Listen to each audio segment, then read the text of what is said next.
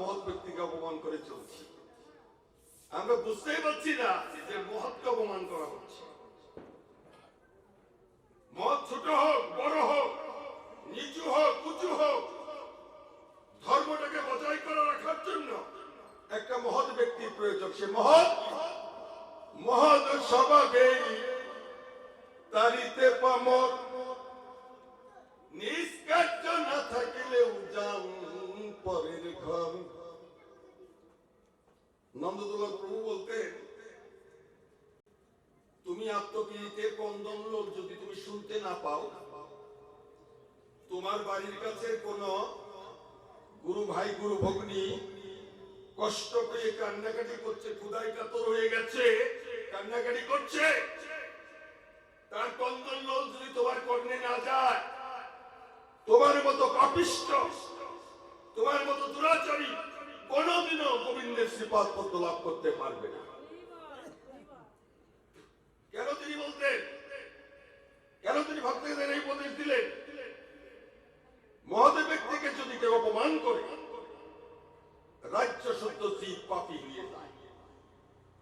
বাবাকে যদি অপমান করে ছেলেরা কি বসে থাকে?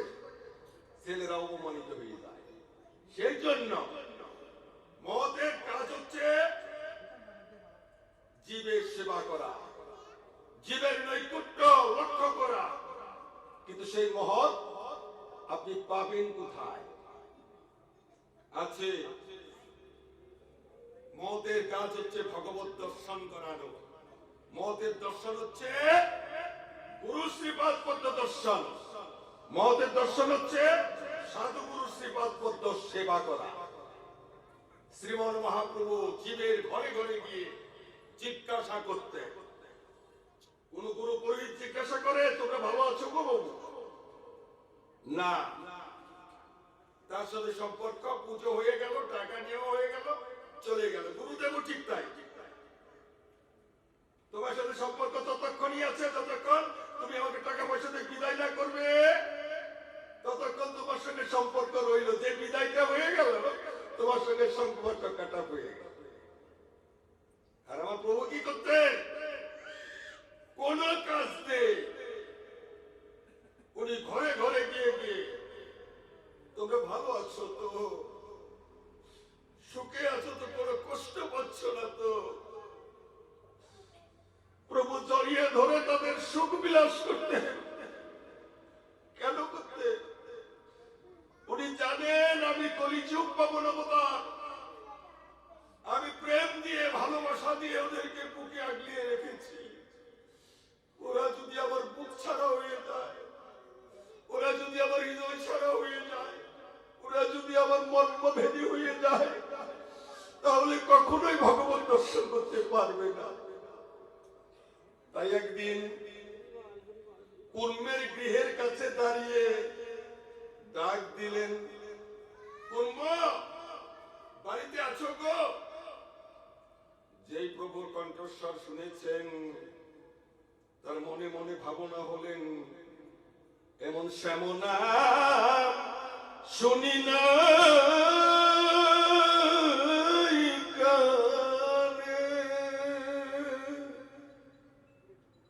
এমন মধুর সুরে কে গো ডাকে।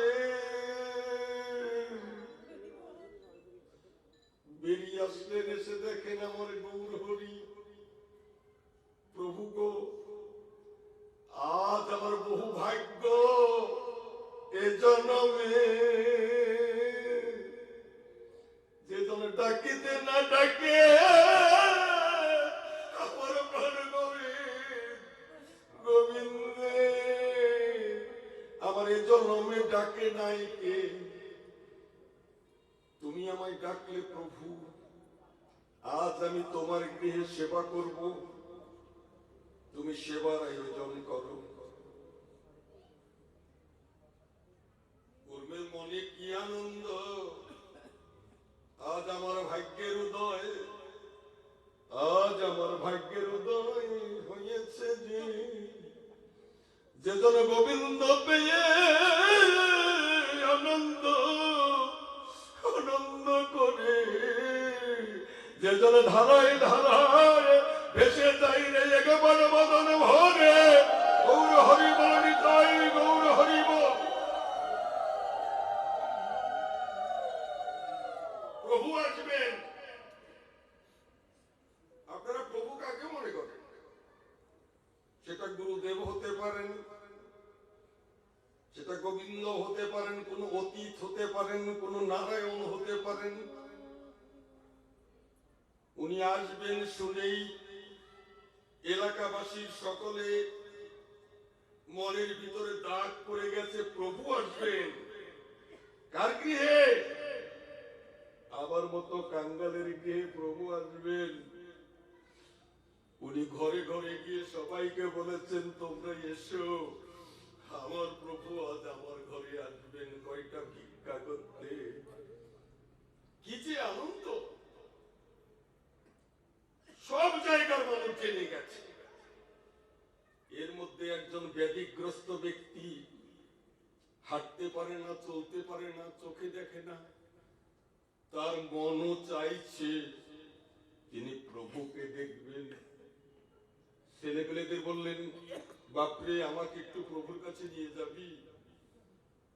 তুমি চোখে দেখো না, কানে শোনো না, তুমি প্রভুর কাছে যাবে কেমন করে? সে বিল্লা মঙ্গলের মতো যাবে একটু ধরে করে ধরে করে করে সত্যরোজ কি আমার হৃদয়ে করে ধরে করে নিয়ে জানা, আমি যাব মধুর বৃন্দাবনে, আমায় ধরে করে নিয়ে জানা। আমাকে একটু ধরে করে নিয়ে যাও। বাবাকে কেউ ধরে করে নিয়ে গেল না।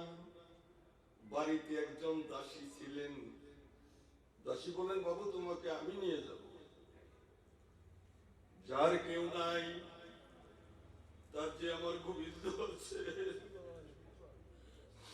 দাসী তাকে ধরে করে নিয়ে যায়। পথে পথে হরি নাম বলেন আর কৃষ্ণ কথা বলেন। দাসী রে আর কত দূর, আর কত দূর আমার গৌর হরি আছেন, আমায় ধরে করে নিয়ে যা। আস্তে আস্তে কুর্মের গৃহে এসে হাজির হাজির হয়ে ডাক দিয়েছেন, কুর্ম বাবা মার তোর গৃহে নাকি প্রভু এসেছেন। কুর্ম ঘর থেকে বেরিয়ে আসলেন। আহ, সর্বনাশ করেছে। সেই আসলে আর 5টা মিনিট আগে আসলেই প্রভুর সঙ্গে তোর দেখা হয়ে যাবে। যেই বা মাত্র বলা, কোন পথে আমার গৌর গৌর গেল, কোন পথে? সে পথে কি চরণ চরণ ধুলা ধুলা নাই নাই রে। আমার এমন দুর্ভাগ্য যে প্রভুর সঙ্গে আমার দেখা হলো না। কত কুকর্ম করে যেই পৃথিবীতে এসেছি গোবিন্দ, আমার সঙ্গে প্রভুর দেখা হলো না। যদি মনে বাসনা থাকে, কে কারে ফেরায়? প্রভু এখনো আঙ্গিনায় পৌঁছায়নি। গোবিন্দ বলছি, গোবিন্দ মন কেন ফিরে আমার ওই ভক্তের আঙ্গিনার মাঝে, মন কেন ফিরে? আবার ফিরে যেতে মন চাইছে কেন? চল ওই গৃহ থেকে একটু হরুতে সেবা করে আসি, মনটা চাইছে। চল চল চল আমার সঙ্গে। এসেই কুর্মকে ডাক দিয়েছেন, কুর্ম বাবা মার মনটা যেন কেন বলল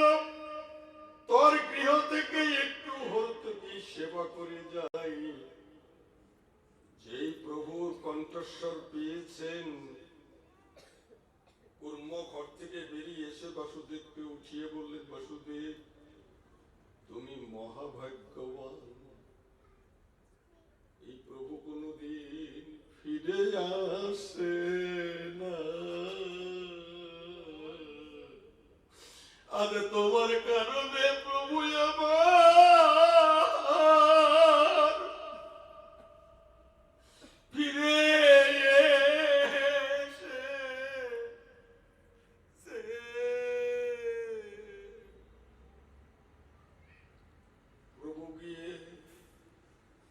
বাসুদেবকে ডাকলেন, বাসুদেব ওঠো ওঠো ওঠো, কহ আলিঙ্গন। না না প্রভু, তুমি আমাকে ছিল না, তুমি আমাকে স্পর্শ করো না, আমার গা দিয়ে পচা গন্ধ, আমার কৃমি কীটে বিষ্টার কীটের দেহে তোমার সোনার অঙ্গ জ্বলায় না, তোমার সোনার অঙ্গ মলিন হয়ে যাবে।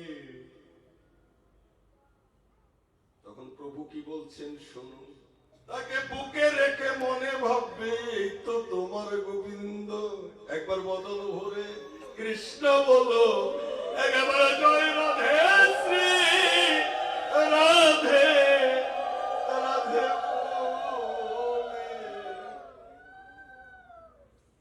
কি করলেন? ওঠো ওঠো, কহলিঙ্গ। যেই বা মাত্র প্রভু তাকে জড়িয়ে ধরে ধুলোয় পরে গড়াগড়ি করছিলেন, উঠেই সে দেখে দেহে আর কোনো ব্যথি নাই। প্রভুর নিকটে দাঁড়িয়ে বলিতে লাগিলেন, মন ব্যথা ক্ষোভ লাগি, মো দেখিয়া মোর গন্ধে পালায় ও পামর। প্রভু গয় আমার গায়ের গন্ধে একটা মাছি পর্যন্ত আমার গায়ে বসতো না, কিন্তু আসিলাম ভালোই অধম হইয়া। আমার ছেলে পেলে, আমার স্ত্রী পুত্র কেউ আমাকে দেখতে আসে না, একা একা আমি ওই ঘরের মধ্যে পড়েছিলাম। প্রভু আমার ছেলে মেয়েরা কোনদিনও বাবা বলে আমায় ডাকেনি, আমার দুধ করতে জন্য। এই দাসীটা আমাকে বারবার নিজের পুত্র স্নেহ দিয়ে আমাকে কোলের মধ্যে জড়িয়ে রেখেছে। প্রভু যদি আমি কোন পুণ্য অর্জন করে থাকি, তাহলে সমস্ত পুণ্য তুমি ওকে দিয়ে দাও। ও যেন রাধারানীর শ্রীপাদ পদ্ম পাইয়া হরে কৃষ্ণ বলে গোবিন্দের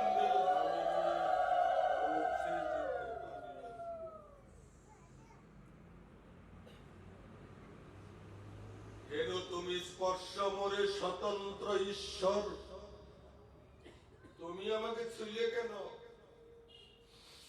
তুমি আমাকে পরশ করলে কেন? আমার মলিন দেহ ছিল, মলিন ছিল, তুমি আমাকে পরশ করলে কেন? কিন্তু আসিলাম ভালোই অধম হইয়া, এ বে অহংকার মোর জন্মিবে আসিয়া। আমার চোখ কান দেহ সব ভালো হয়ে গেছে, আমার দেহে আর কোনো ব্যাধি নাই। এখন আমার অহংকার আসবে, অভিমান আসবে, আমি কি করব? প্রভু প্রভুর চরণ ধরি মেনে নিবেদন করি, বলিতে লাগিলে না কো সঙ্গ, কোনদিন হবে না তোমার অভিমান। নিরন্তর কহ তুমি কৃষ্ণ কৃষ্ণ নাম গৌর হরি বল। কৃষ্ণ নাম করো, হরিনাম করো, তোমার সমস্ত দেহের জ্বালা দূর হয়ে যাবে। যে কৃষ্ণ নামে সমস্ত ব্যাধি দূরীভূত হতে পারে, সেই কৃষ্ণ নামে সমস্ত জ্বালা, সমস্ত ব্যাধি, সমস্ত দুঃখ তোমার দেহ থেকে দূরীভূত হয়ে যাবে। সাধু সঙ্গ সর্বশাস্ত্রে কয়, লবমাত্র সাধু কথা সর্ব সিদ্ধ হয়। সিদ্ধ বস্তুটা কি জানেন? আলু যখন কাঁচা থাকে ওটা খেলে কসকস করবে, যার ভেতরে কিছু নেই সে কথা বেশি বলে, যার ভেতরে জিনিস আছে, ধন আছে, সে কথা বলে না। কেন কথা বলে না? কারণ তার ভাণ্ড পূর্ণ হয়ে গেছে। মহারাজ পরীক্ষিতকে বলেছিলেন, তুমি খালি শুনছো, কেন শুনছো? তখন বলে, প্রভু আমার তো পরাণ ভরে নাই, আমার তো প্রাণ ভরে নাই, আমি মোহমায়ায় আদিষ্ট হইয়া ভজনচ্যুত হয়ে গেছি, তাই মহৎ ব্যক্তিকে অপমান করেছিলাম। সেই কারণে আজ আমার এই ব্রহ্মদণ্ড, ব্রহ্মদণ্ডের কারণে সপ্ত অধিবসন্তে সূর্যাস্তের পূর্বে সর্পরাজ তক্ষকের দংশনে আমার প্রাণ যাবে। প্রাণ যাক প্রভু, আমার দুঃখ নেই। আমার শুধু একটাই দুঃখ, যে যদি সাধু গুরু বৈষ্ণবের মুখে একটু কৃষ্ণ নাম শুনতে পেতাম, কোন গুরু মুখে যদি কৃষ্ণ কথা শুনতে পারতাম, কোন বৈষ্ণবের মুখে যদি কৃষ্ণ কথা শুনতে পারতাম, তাহলে আমার জীবন ধন্য হয়ে যেত। প্রশ্ন করার সঙ্গে সঙ্গে উত্তর প্রদান করেছেন, কে কৃষ্ণ কথা বলবে? কৃষ্ণ কথা বলতে হলে যোগ্য বক্তার প্রয়োজন, আর কৃষ্ণ কথা শ্রবণ করতে হলে যোগ্য শ্রোতার প্রয়োজন। বক্তারং প্রশ্নকং সূত্রিং তৎপদর্শনীলং যথা। শ্রোতা এবং বক্তা দুটোই সমানে কক্ষের হতে হবে।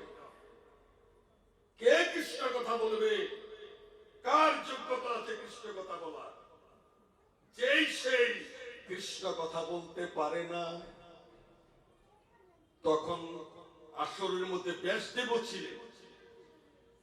ব্যাসদেবকে ঋষিরা 60,000 ঋষি, সত্যি শস্ত্র ঋষিগণ শ্রোতা 60,000 ঋষিকে জিজ্ঞাসা করেছিলেন হাত জোর করে ব্যাসদেবকে, প্রভু তুমি কৃষ্ণ কথা বলো।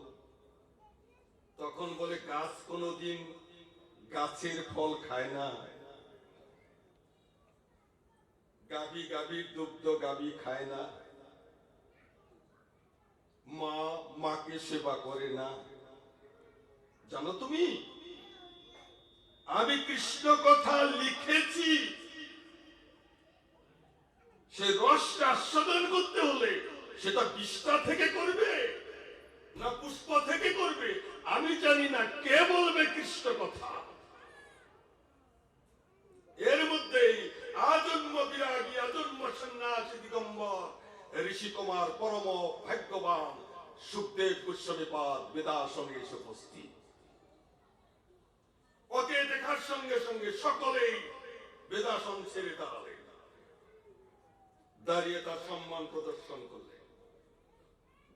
এখন প্রশ্ন হতে পারে না যে বাবা কেন পুত্রকে দর্শন করার সঙ্গে সঙ্গে উঠে দাঁড়ালেন?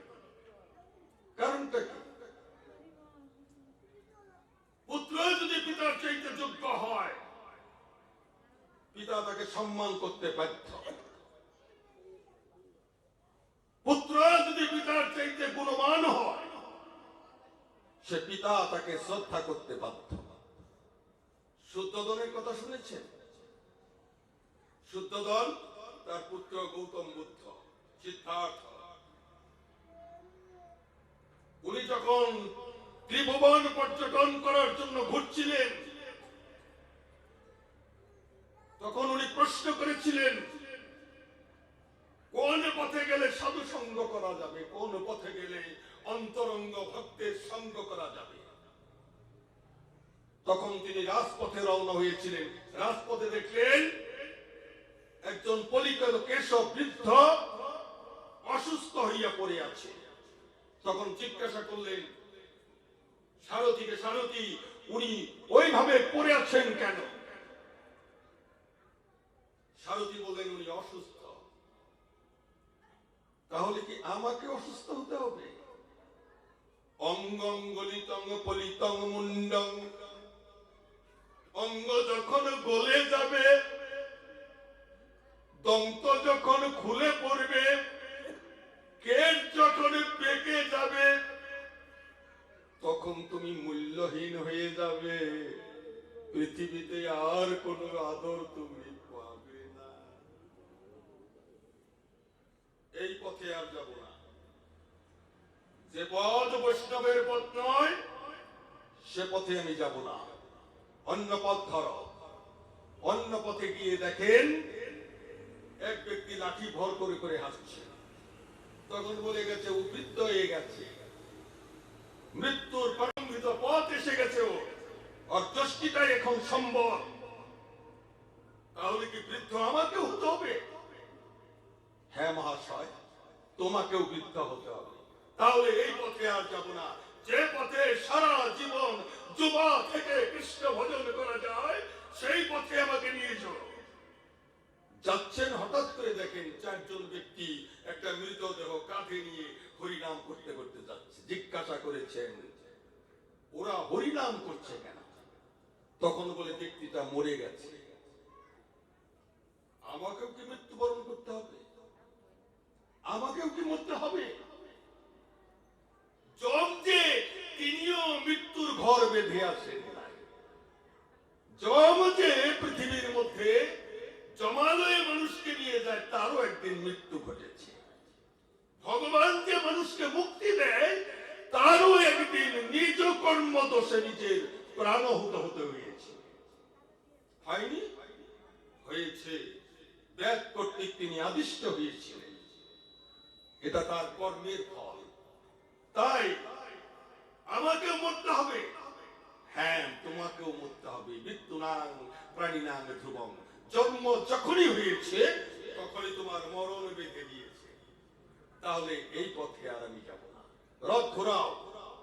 রথ যখন উত্তর তরুণ অভিমুখে যাত্রা করছেন, হঠাৎ করে দেখে কোষা কমণ্ডল হাতে একজন সাধু রওনা হয়ে যাচ্ছে, আর মুখে মুখে কৃষ্ণ নাম। কে ওটা?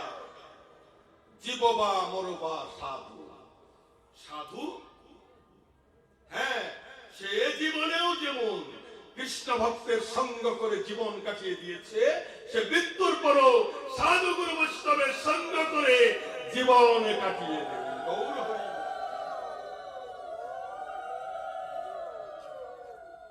আমি আর যাব না। আমাকে রথ থেকে নামিয়ে দাও।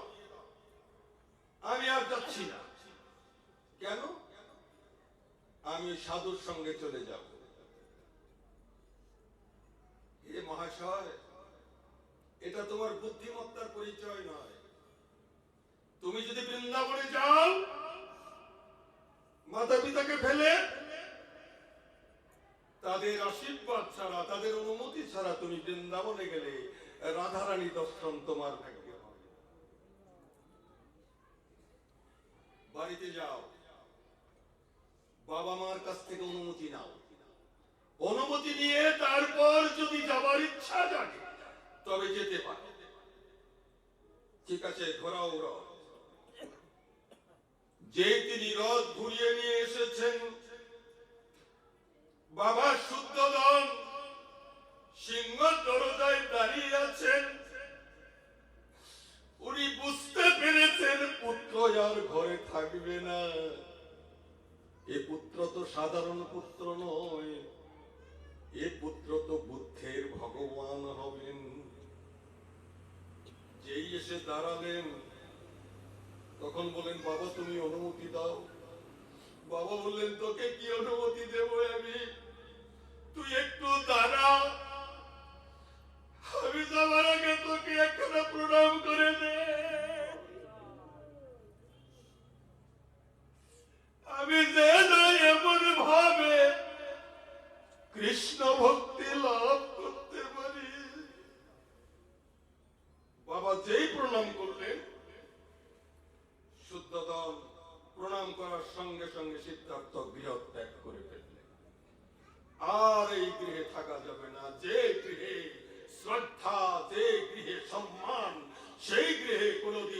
বাৎসল্য প্রেম আর থাকতে পারে না।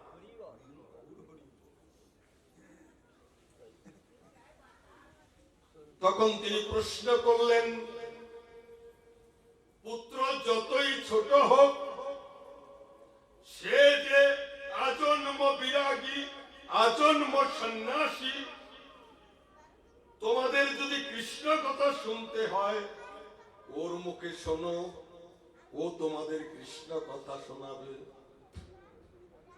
উনি পুত্র হইয়া পিতার চরণে প্রণাম করে, বেদাসনে প্রণাম করে বললেন, নিগম কল্পতরু গলিতং সুখম অমৃত দ্রব সংযুতম পিবত ভাগবত রসমালয় মোহরোহর শিবা ভুবি ভাবুকা। এই যে আমরা বসেছি কল্পতরুর তলে, এখানে আশ্রয় করলে কি পাবেন? এই কল্প বৃক্ষের কাছে যা চাইবে তাই পাবে। মন থেকে বলেন যে কল্পতরু আমি তোমার কাছে এটা চাই, যদি না দেন ভাগবত মিথ্যা, ভগবতী মিথ্যা, গুরু মিথ্যা। মন থেকে চান, কিন্তু এমন চাওয়া চাইবেন না যে চাওয়ার চাইতে অধিক কিছু চেয়ে নিলেন, তাহলে কিন্তু আর ভগবানের সান্নিধ্য লাভ করতে পারবেন। ডক্টর মহানন্দ ব্রহ্মদেব তার উত্তর প্রদান করেছেন। এক ব্যক্তি একটা গাছের তলে বসে মনে মনে ভাবছিলেন, আমি তো পরিশ্রান্ত হয়ে গেছি, এখন যদি এক গ্লাস জল পেতাম। উনি তো জানেন না ওটা কল্প বৃক্ষ। এখন যদি এক গ্লাস জল পেতাম, চট করে দেখে এক গ্লাস জল এসে পড়ে গিয়েছে।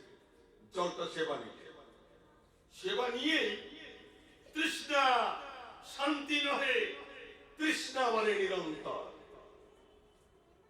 খেলেই কিন্তু ক্ষুধা নিবৃত্তি হয় না, খাবার পরেও খাবার প্রয়োজন হয়। কি করলো? মনে মনে ভাবলেন, যদি এখনই কিছু খাবার পেতাম।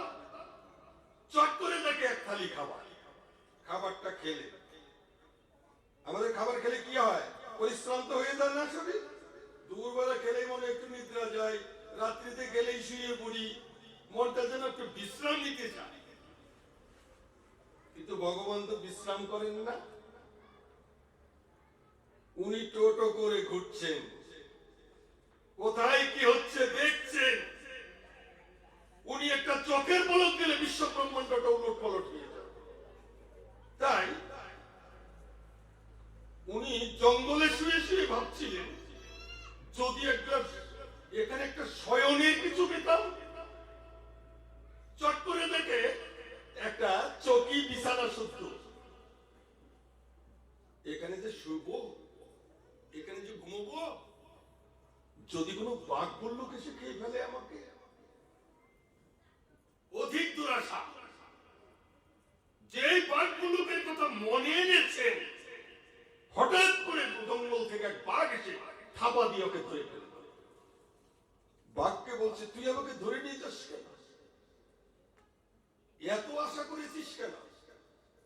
পানীয় পেয়েই তো চলে যেতে পারতিস। ভগবানের কাছে কিচ্ছু চাইতে নাই, ভগবানের কাছে চাইলে ঠকতে হয়। তার কাছে শুধু এই চাবি, প্রভু তুমি আমার দেহ ভালো রেখো, প্রাণ ভালো রেখো, মন ভালো রেখো, আমি যেন তোমার সেবায় লেগে তোমার সেবানুবদ্ধ ভজন করতে।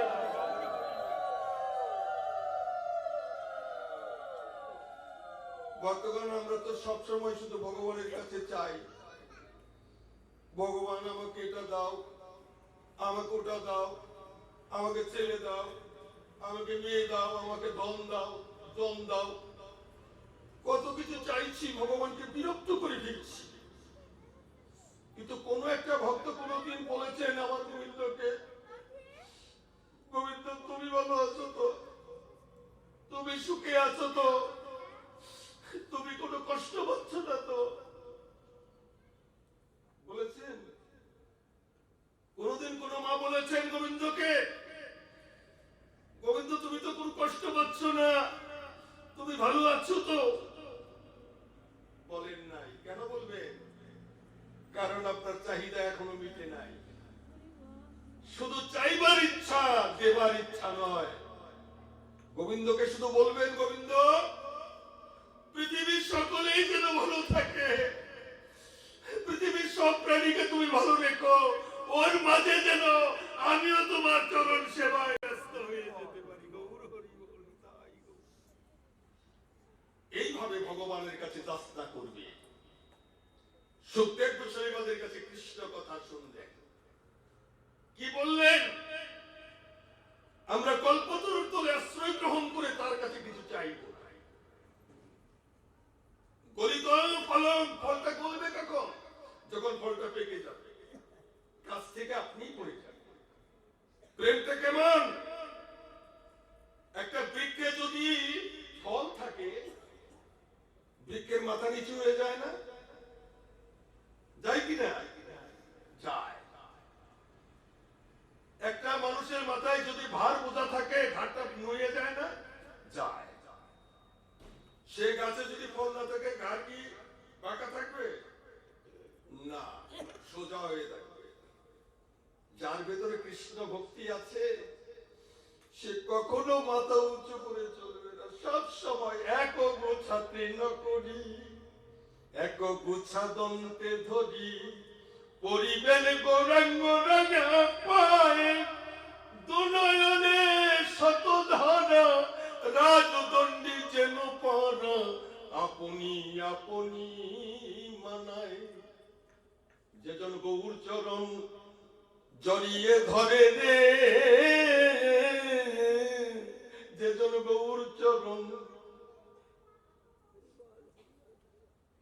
পদকর্তারা বলছিল, কৃষ্ণ কর পদতল কোটি চন্দ্র সুশীতল, যে ছায়ায়, যে ছায়ায় জগত জুড়ায় রে।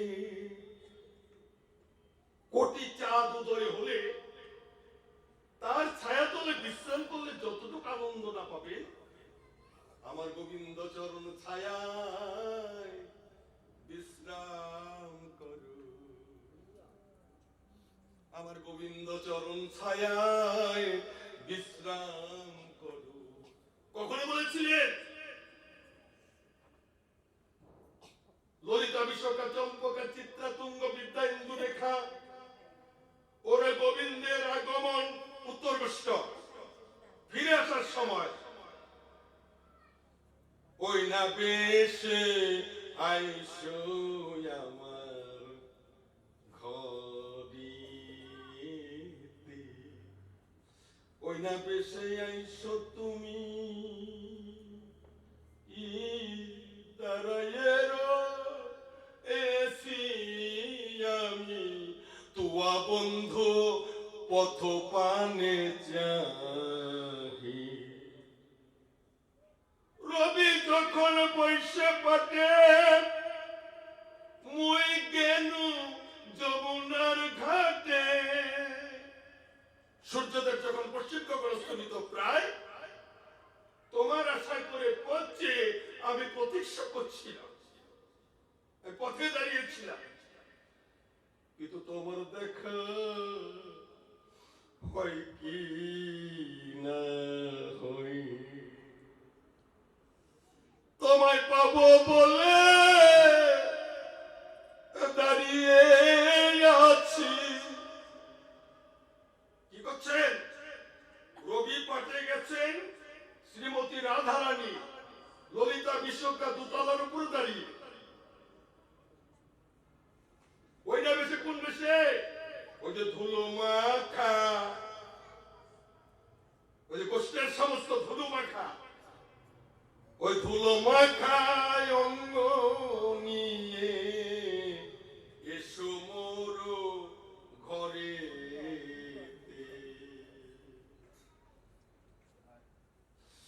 তোমার সঙ্গ লাগি পথ পানে চাইয়া আছি, কত ব্যথা লাগিল চরণে। দেখেন গোবিন্দের জন্য কত কষ্ট পাচ্ছে শ্রীমতী রাধারানী, প্রায়শ গোপীগণ। গোবিন্দকে কি বলছেন? তোমার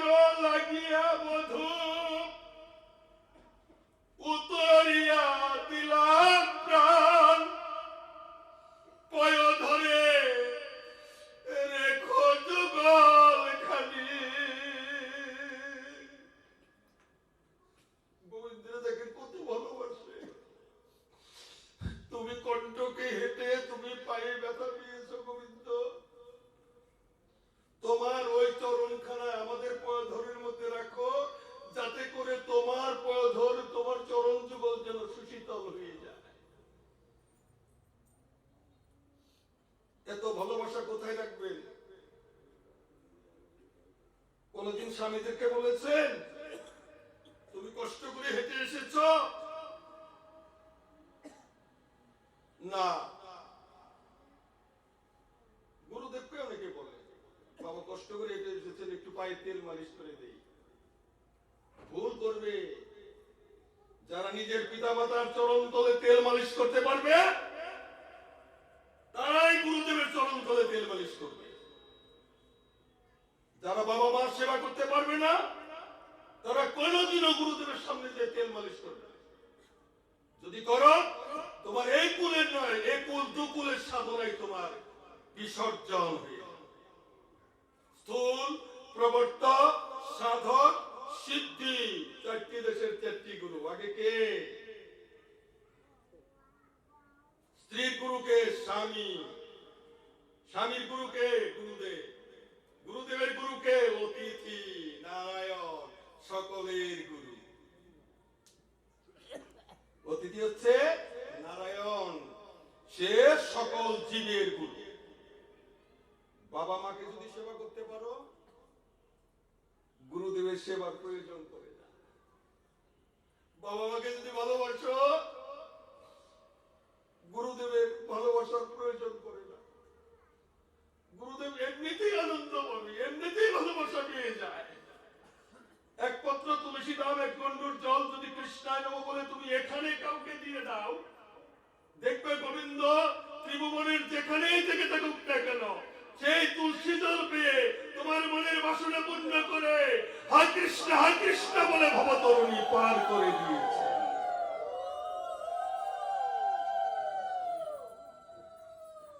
এমন যে গৌর হরি, তিনিও গঙ্গার ঘাটে গিয়ে তরি পাচ্ছিলেন না।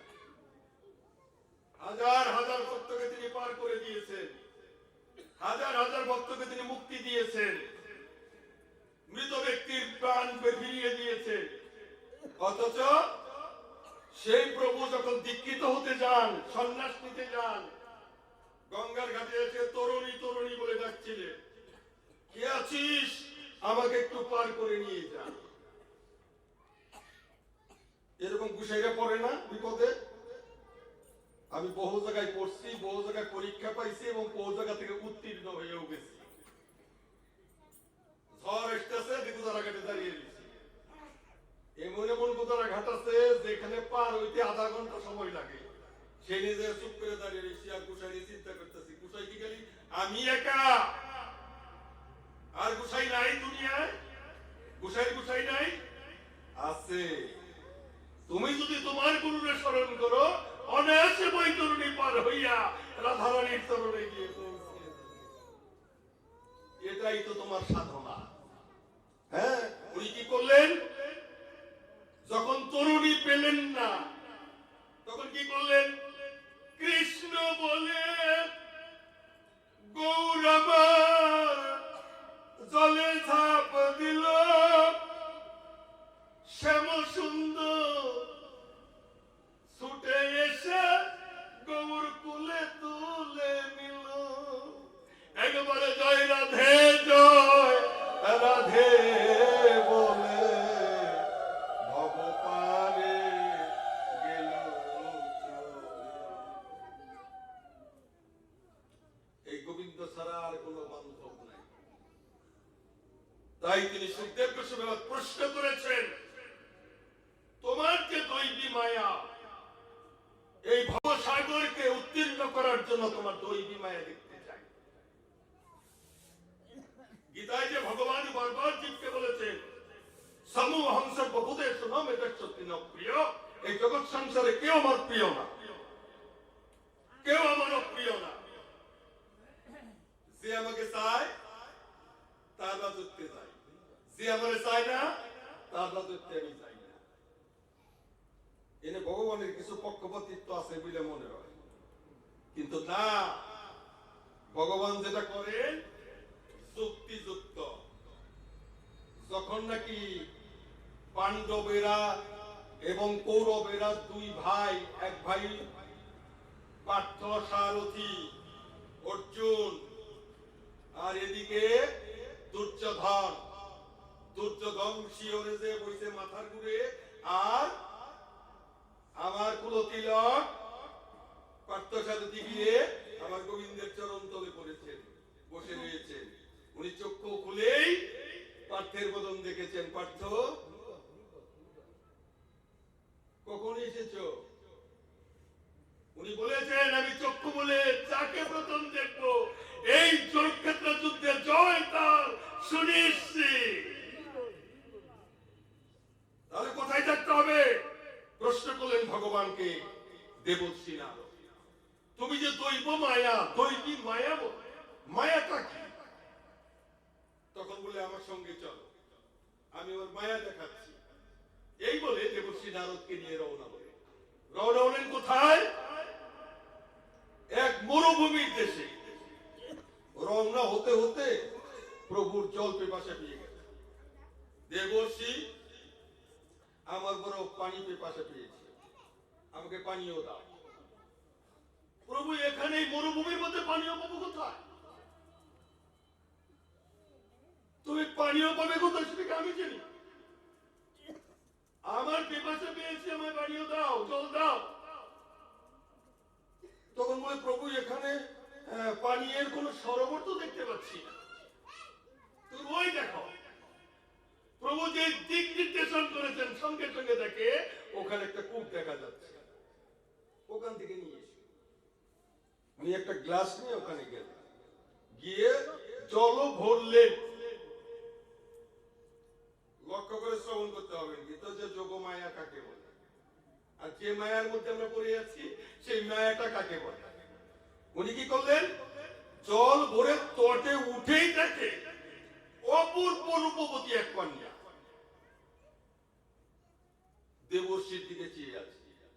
আর দেবশ্রীও সে কন্যাকে দেখে এমন মোহিত হয়েছে, কন্যা এসে থাবা দিয়ে দেবশ্রীর হাত ধরে ফেলল। মনে করুন, আমি কালিয়াপুর বাজার দিয়ে যাচ্ছি, হঠাৎ করে কোনো একটা অচেনা মেয়ে বাজারের মধ্যে আমার হাতটা থাবা দিয়ে দিল। রিয়াকশন কি আপনাদের? বাজারের মধ্যে অনেক মেয়েরাই আমার সাথে গোলাগুলি করে, কারণ এটা আমার সবই আমার নাতি। আর গোলাগুলি করলেও অমেজ নেওয়ার মতো লোক এই কালিয়াপুর এলাকায় নাই। যদি হঠাৎ করে অচেনা কোনো মেয়ে আমার হাতটা ধরে, তখন আমার কি করা উচিত? তার পাশে পাশে আস্তে আস্তে চলে যাওয়া উচিত না? কোথায় নিয়ে যাই দেখি, তাই কিনা? যদি বুদ্ধিমান হয়ে থাকে তাহলে তার পাশে পাশে যাওয়া লাগবে। আমার দল্যকেরা ধরতে ধরতে বাড়িতে নিয়ে গেছে। এদিকে যে আমার গোবিন্দ জল পিপাসায় কাতর হয়ে গেছে, সেই দিকে তার কোনো লক্ষ্যই নাই। ওই মেয়ে লোকের পাশে যাইয়া তিনি সংসার আরম্ভ করে 12 বছর কেটে গেছে ওইখানে। কারণ ব্রহ্মার একটা চোখের পলক 12 বছর। তাইলে বুঝতে পারেন, ব্রহ্মা যদি একটা চোখের পলক দেয় 12 বছর যাইতে কতক্ষণ লাগে? 1 সেকেন্ডের মধ্যে 12 বছর চলে যাইব। উনি কি করলেন? নিয়ে যায় সংসার কাটলেন। এদিকে আমার গোবিন্দ মরুভূমির মধ্যে দাঁড়িয়ে দাঁড়িয়ে চিন্তা করে যে যে যোগমায়ায় তোমাকে প্রাদুর্ভাবে ঢুকিয়ে দিয়েছি, তুমি বেরিয়ে আসো দেখি। নিজে যে পর্যন্ত জল না খাবে সে পর্যন্ত জলের মর্ম তুমি বুঝতে পারবে না। ওইখানে যে একটা 3টে বাচ্চা হয়েছে, হয়েছে পরে গোবিন্দ চিন্তা করে, এই বেটা কাছে না থাকলে তো বড় বিপদ হয়ে যায় আমার। ওই দেশে মহামারী লাগিয়ে দিল, ওই বাসে মহামারী লাগিয়ে দিল। কলেরা, ইন্ডিয়া উঠা আর রকমগুলা উঠা জ্বর, এটা সেটা আরম্ভ করে দিচ্ছে। এখন দেবশ্রী নারদ তার স্ত্রীকে কয়, ওই রে এখানে থাকা যাইব না, এনে মহামারী আর কইছে চলো যাই, এই নদীটা পার হইয়া ওপার পরে চলে যায়, যাই ওই গ্রামে যাই থাকি। আচ্ছা তাহলে চলো। 2 হাতে ডর পড়ে গেছে, চলে। কয় তাহলে আর আমি বেঁচে থেকে কি করবো? সবই যদি মরে যায়। আল্লাহ নিজেও দিতে চাপ দিতে পারে, হাতি বাতি করতে করতে জল খাইতে খেতে দেহের মাটির মধ্যে শুয়ে গেছে।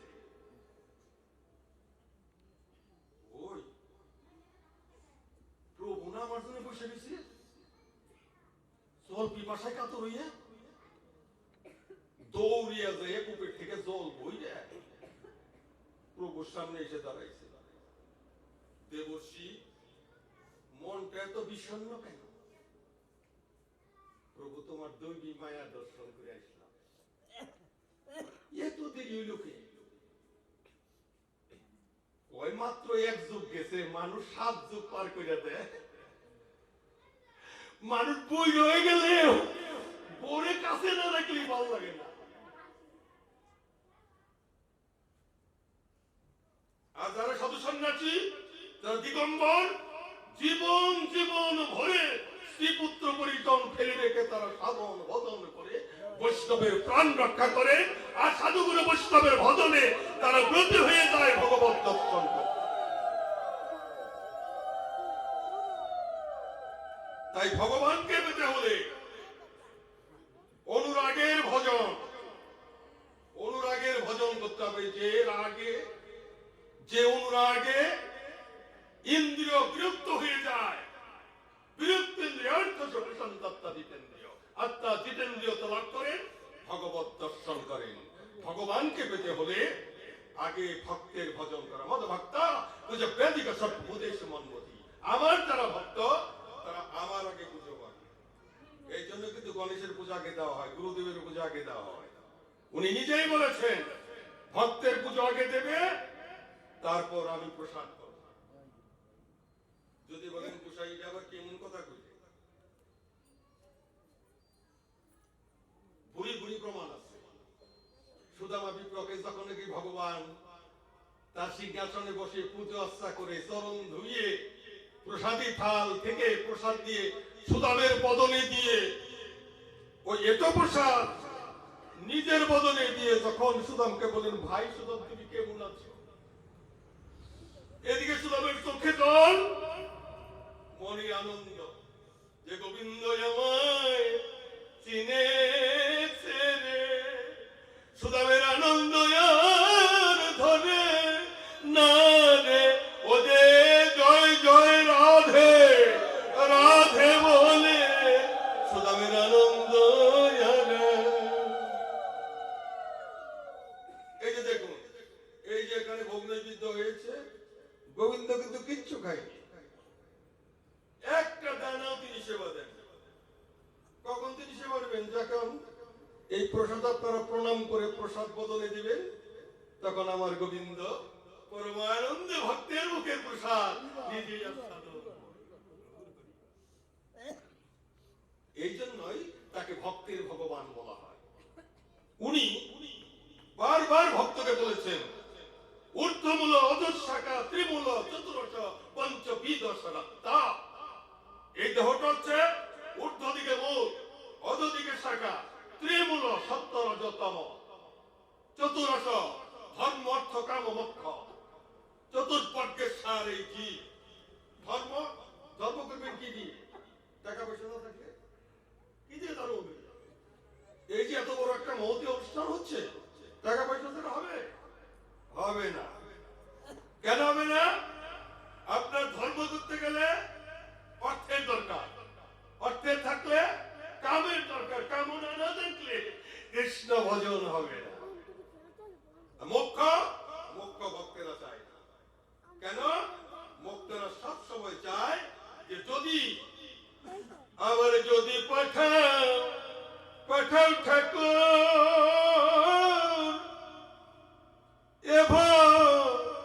এ ভব সংসারে,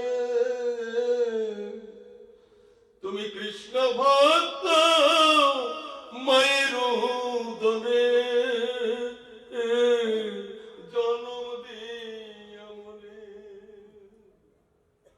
আবার যদি আমাদেরকে এই পৃথিবীতে পাঠাও গোবিন্দ, তাহলে যেন আমরা কৃষ্ণ ভক্ত মায়ের কোলে জন্ম নিতে পারি এবং মায়ের বদন দর্শন করে এই বৃন্দাবনের ধুলাই পরে যেন গড়াগড়ি।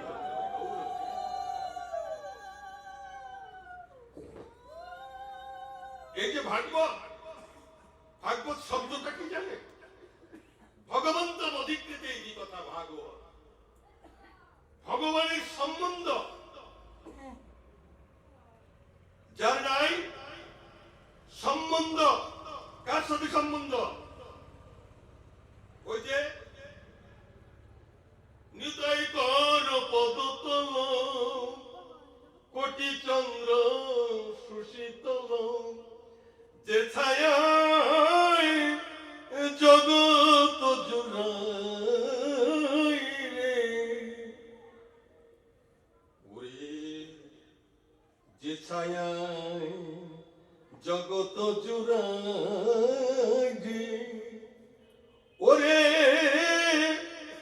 নিতাই পদ যেন ভজে তার জানাও যায় কুপথে মজে তার নাই কৃষ্ণ সম্বন্ধ অনুরাগ তার কৃষ্ণ নাই সম্বন্ধ অনুরাগ আমরা কার সাথে সম্বন্ধ করি যার পয়সা আছে তার সাথে সম্বন্ধ করি কিন্তু যে জন্মে মরণে তোমার সঙ্গে যাবে যে জন্মে মরণ যখন জন্ম নেবে তখন দেখবেন ব্যাট কাটার বেড়া দিয়ে হরিনাম আবার যখন মরে যাবে তখনও চতুর্দিকে মানুষ খোল করতাল বাজাইব হরিনাম যিনি জন্মে মরণে তোমার সঙ্গে যাবে তার সঙ্গে সঙ্গে চলে যাও মন ওদের রাধা গোবিন্দের সঙ্গ করে ওরে সঙ্গে সঙ্গে চলে যাও যারা কৃষ্ণ সম্বন্ধ গৌর সম্বন্ধ করে গুরু সম্বন্ধ করে তাদের এই জগৎ সংসারে আর কোন সম্বন্ধের প্রয়োজন পড়ে না তারা এই সম্বন্ধ নিয়েই জীবন ভরে গোবিন্দ ভজন করেন তারাই গোবিন্দের শ্রীপাদ পদ্ম ভজনে ব্রতী হয়ে যান তাই আজ আমরা শ্রীমদ ভাগবতে আস্বাদন করছি মহারাজ পরীক্ষিতে কৃষ্ণ লীলামৃত রস যে রস তত্ত্বৈক্যুচর্বণ মুখ জলে না যায় কে জল যার সাধন করলে ফেলে দেবার ইচ্ছা হয় না মনে হয় নতুন শুনছি কৃষ্ণ কথা হ্যাঁ উনি কৃষ্ণ কথা শুনছেন কার মুখে সুখমুখাত অমৃত দ্রব সংযুতম পিবত ভাগবত তোমার এই ভাগবত রসমালায় ডক্টর মহানামৃত ব্রহ্মচারী প্রবাদ বলতে মিষ্টি ঘোড়ার পা থেকে খেলেও মিষ্টি ওর লেজ থেকে খেলেও মিষ্টি ওর বদন যদি আস্বাদন করো তাও মিষ্টি কারণ ও যে মিশ্রি ঘোড়া ভগবান তোমার এই হরিনামকে এমন করে দিয়েছে যে একেবারে রসবৈশ্য রসে ভরা অমৃত ফল আস্বাদন করলে যেমন তার বিনাশ হয় না কৃষ্ণ কথাও এমন যার কোনো বিনাশ নেই সারা জীবন বলে সনাতন ধর্ম যতদিন জীবিত থাকবে ততদিন পর্যন্ত এই হরিনাম থাকবে কৃষ্ণ নাম থাকবে হরিনাম মহামন্ত্র থাকবে আর জয় জয় ধ্বনি থাকবে সারা পৃথিবীর সমস্ত জীব তাই মহারাজ পরীক্ষিত সকাশে কৃষ্ণ লীলামৃত রস উনি সুখদেব গোস্বামী পাদ মহারাজ পরীক্ষিতকে শ্রবণ করাচ্ছে কেমন শ্রবণ করাচ্ছেন তুমি কল্পতরু বলে কৃষ্ণ ভজন করেছ ভাগবতে কল্পতরু গলিতং সুখম তোমার মুখ থেকে যে অমৃত মুখারামৃত থেকে যে মধুর উচ্ছিষ্ট ভাগবত তোমার শ্রীপাদ পদ্ম কমল থেকে যে হরিনাম সংকীর্তন আস্বাদন করতে পেরেছি আমরা সুখাবাস নিত্য উপবাস কৃষ্ণ লীলামৃত রস আস্বাদন করেছি এখন ভজনটা কেমন যা ভজন করবে যা ভজবে তাই ভজনের শেষ আস্বাদন করবে কেমন ভজন কৃষ্ণকে ভজন করবেন কেমন ভাবে কৃষ্ণ ভজন করার আগে গুরু ধ্যান করুন ধ্যান করে ধ্যানার কাছে গুরুমূর্তি প্রকাশ করে গুরুদেবকে জিজ্ঞাসা করুন আমি তোমার ভেতরে যুগল মুরলীধর কৃষ্ণ রূপ দেখতে চাই না হলে এই কাম চক্ষে গোবিন্দকে কোনোদিনও কেউ দর্শন করতে পারবেন না গোবিন্দ তো দূরে থাক আপনাদের আমি 3 মিনিট সময় দিলাম চক্ষু বুঝে থাকেন আর দেখেন আমি এখানে আছি কিনা দেখবেন এখানে আমি নাই এখানে যে চৌকি আছে তুলসী বৃক্ষ আছে সব আছে কিচ্ছু দেখতে পাবেন না সমস্ত অন্ধকার তাহলে আপনার এই কামনার চোখে আপনি গোবিন্দকে দেখবেন কেমন করে গোবিন্দকে দেখতে হলে বিল্বমঙ্গলের মতো হইতে হবে আমি অন্ধ নয়নি গোবিন্দ দেখব তুমি আমায় হাত ধরে নিয়ে চলো সখা আমি তো চিনি না রে আমি চিনি না রে চিনিয়ে দে ও যে বৃন্দাবন কতই দূরে। গোবিন্দ হাত ধরে হ্যাঁ বিল্লমঙ্গলকে নিয়ে যাচ্ছে, আর বিল্লমঙ্গল বারবার উচুট খেয়ে পড়ে যাচ্ছে। ওঠো, কহ কৃষ্ণ নাম, বলো কৃষ্ণ নাম, ও যে মুখে বলো মধুর বৃন্দাবন ধাম, কহ কৃষ্ণ নাম। উনি কৃষ্ণ নাম করতে বললেন, বলতে বলতে তার অঙ্গে পরশ পেয়ে গেছে। ও যে পরশে অঙ্গ সরস হলো, ও যে এবার গলিত দেহ সোনা হলো পরশে।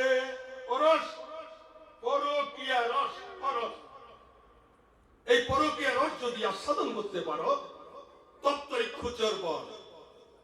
একটা ভালো আখ খেলে যেমন মুখ নষ্ট হয়ে যায় তবু ফেলতে ইচ্ছা হয় না, তবু এই কৃষ্ণ প্রেম, এই পরকীয়া রস যদি প্রাণ ভরে কোনো কৃষ্ণ ভক্ত আস্বাদন করে তার ভাগ্যে গোবিন্দ কৃপা বর্ষিত হবেই হবে। কেউ শোনালো শ্যামন নাম, কে বলেছিল? হলুয়ালি।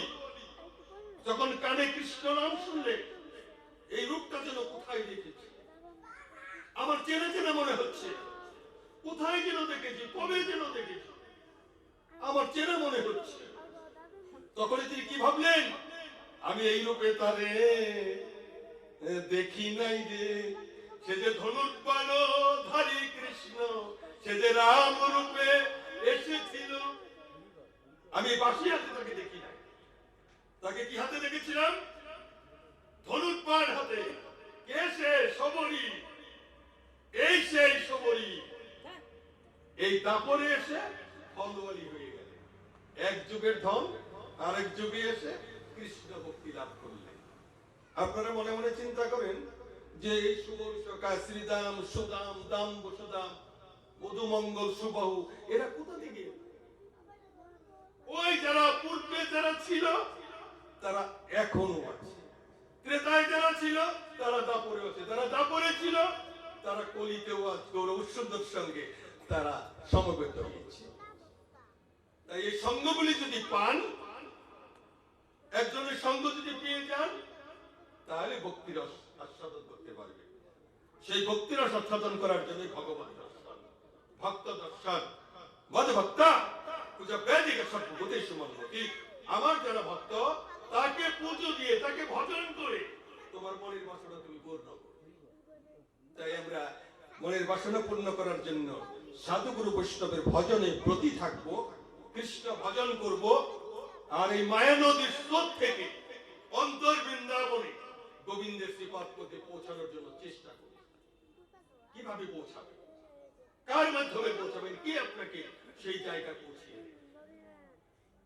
আমরা দেখেছি যখন তরুণী সেনকে বধ করা হলো, তখন তরুণী সেনের পিতা বিভীষণ কোলের মধ্যে করে নিয়ে কদলী পাতার মতো কাঁদছিলেন। তখন রাম জিজ্ঞাসা করেছিলেন, এত অসুর বাদ করেছি তোমার সম্মুখে, তুমি কখনো চোখের জল ফেলোনি, আজ তুমি কাঁদছো কেন?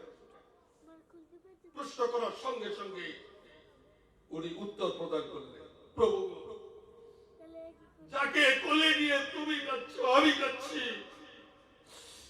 সে যে একমাত্র আমারই সন্তান, ওর নাম তরুণী। বিভীষণ তুমি কি করলে? নিজের পুত্রকে নিজে মেরে ফেললে। প্রভু আমি যে তোমার নুন খেয়েছি, তোমার সঙ্গে বেঈমানি করব না। আমি আমার পুত্রকে কেন মেরেছি জানো? তোমার শ্রীপাদ পদ্মে যেন ঠাই হয় গো, তোমার শ্রীপাদ পদ্মে যেন ঠাই হয় গো, সারে জনমে নয় পর জনমে যেন ভজন যোগ্য দেহ পাই গো। ওরে জনম নয় সাধন ভজন জনমে তোমার গোবিন্দ কতে যেন মতি হয় গো। তখন তখন প্রভু রামচন্দ্র তাকে কোলের মধ্যে করে নিলেন। তখন তরুণী সেনকে বললেন, এ তরুণী, আমি বুঝতে না পেরে তোর পিতার হাতের মরণ বন্দী আমি তাকে বধ করে ফেললাম। আবার যদি আমার জন্ম হয়, আবার যদি আমি পৃথিবীতে আসি দাপর যুগে, তুমি রাধা ভাবে বিভোর হইয়া আমার সুবল শাখা রূপে আসবে তুমি একবার বদন ভরে গৌর হরি বলো, গৌর হরি বলো বলে।